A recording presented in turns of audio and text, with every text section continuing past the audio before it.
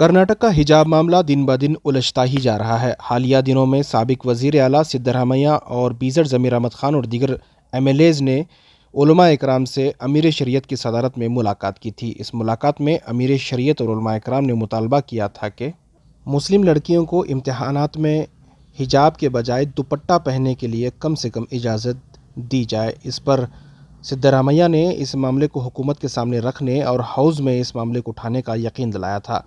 उस पर आज सिद्धरामैया ने हाउस में इस मामले को उठाया और उन्होंने बताया कि हिजाब और दुपट्टे में क्या फ़र्क है और किस तरह से दुपट्टा ज़रूरी है, क्योंकि मुस्लिम लड़कियां हिजाब की वजह से बहुत सारे तालीम को तर्क कर रही हैं। इस मामले को तफसीली तौर पर उन्होंने बताया। ये जानते हैं हाउस में सिद्धरामैया ने क्या कहा। ನಿನ್ನೆ ನಾನು ಮುಸ್ಲಿಂ ಗುರುಗಳನ್ನು ಭೇಟಿ ಮಾಡಿದ್ದೆ. ಕೆಲವರೆಲ್ಲ ಶಾಸಕರುಗಳು ಇದ್ರು, ಎಲ್ಲ ಮಾಡಿದ್ರು. ನನ್ನ ಸಲಹೆ ಏನಪ್ಪಾ ಅಂತಂದ್ರೆ, ಹಿಜಾಬ್ ವಿಷಯ ನಾನು ಪ್ರಸ್ತಾಪ ಮಾಡಕ್ ಹೋಗ್ಲಿಲ್ಲ. ಯಾಕಂದ್ರೆ ಸುಪ್ರೀಂ ಕೋರ್ಟ್ಗೆ ಹೋಗಿದೆ ಅನ್ನೋ ಕಾರಣಕ್ಕೋಸ್ಕರವಾಗಿ ಮಾತಾಡಕ್ ಹೋಗ್ಲಿಲ್ಲ ನಾನು.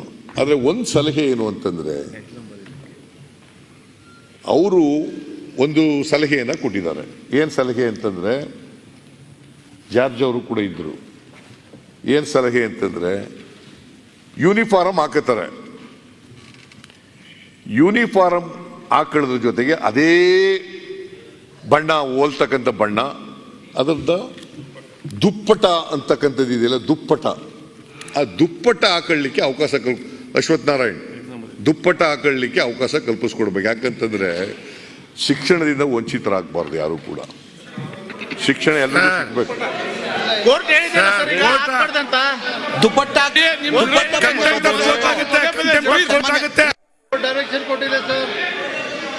ಬೇರೆ ದುಪ್ಪಟ ಬೇರೆ, ಹಿಜಾಬ್ ಬೇರೆ,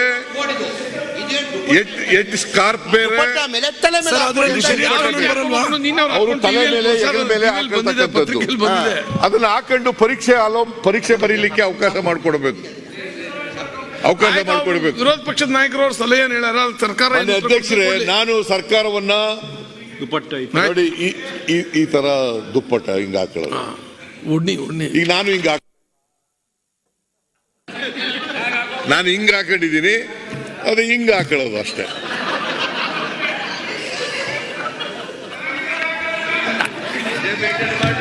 ವಿರೋಧ ಪಕ್ಷ ದಯವಿಟ್ಟು ಮಹಿಳೆಯರ ಬಗ್ಗೆ ಆತರ ಮಾಡ್ಲಿಕ್ಕೆ ಹೋಗ್ಬೇಡ್ರಿ. ಅದರಿಂದ ಇದನ್ನ ಹಾಕ್ಲಿಕ್ಕೆ ನನಗೇನು ಅನ್ಸುತ್ತೆ, ಹೈಕೋರ್ಟ್ ಜಡ್ಜ್ಮೆಂಟ್ ಆಗಲಿ, ಸುಪ್ರೀಂ ಕೋರ್ಟ್ ಜಡ್ಜ್ಮೆಂಟ್ ಆಗಲಿ, government has to take a decision. ನೀವು ಕರೀರಿ ಬೇಕಾದ್ರೆ ಎಲ್ಲ ಧರ್ಮಗುರುಗಳನ್ನೆಲ್ಲ ಕರೀರಿ, ಮೀಟಿಂಗ್ ಮಾಡಿ, you take a decision. Mister Ashwath Narayan ಮತ್ತೆ ಅವರು ಎಕ್ಸಾಮಿನೇಷನ್ ಬರೀಬೇಕಲ್ಲ. ಯಾರು education it's a fundamental right. ಹೆಣ್ಮಕ್ಳಿಗೆ ಎಜುಕೇಶನ್ ಸಿಕ್ಲಿಲ್ಲ ಅಂತಂದ್ರೆ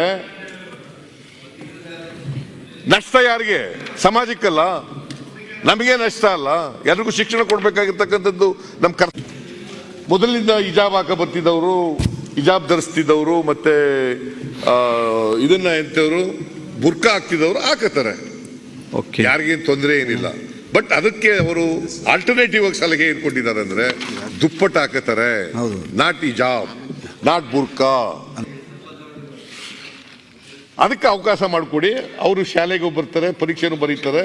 ಯಾಕಂತಂದ್ರೆ ಅನೇಕ ಕಡೆಗಳಲ್ಲಿ ಮುಸ್ಲಿಂ ಇನ್ಸ್ಟಿಟ್ಯೂಷನ್, ಮೈನಾರಿಟಿ ಇನ್ಸ್ಟಿಟ್ಯೂಷನ್ಸ್ಗಳಲ್ಲಿ ಪರೀಕ್ಷಾ ಕೇಂದ್ರಗಳು ಬೇರೆ ಬೇರೆ ಕಡೆ ಮಾಡ್ತಾರೆ, ಓದ್ಕೊಂಡು ಬಂದಿರ್ತಾರೆ.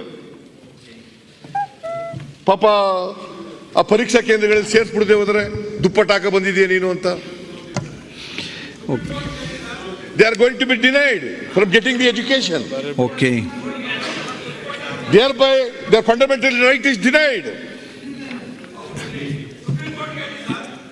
ಅದು ಆಗಬಾರ್ದು. ಅದು ಹೇಳ್ತೀವಿ. ಅದಕ್ಕೆ ನಾನು ಹೇಳುದು, ಸರ್ಕಾರಕ್ಕೆ ಕರೆದು ಮೀಟಿಂಗ್ ಮಾಡ್ರಿ, ಎಲ್ಲ ಧರ್ಮಗುರುಗಳನ್ನ ಮೀಟಿಂಗ್ ಮಾಡಿ, ನೀವು you take a decision. Okay, Siddaramaiah ಸಭಾಧ್ಯಕ್ಷರೇ, government can take a decision.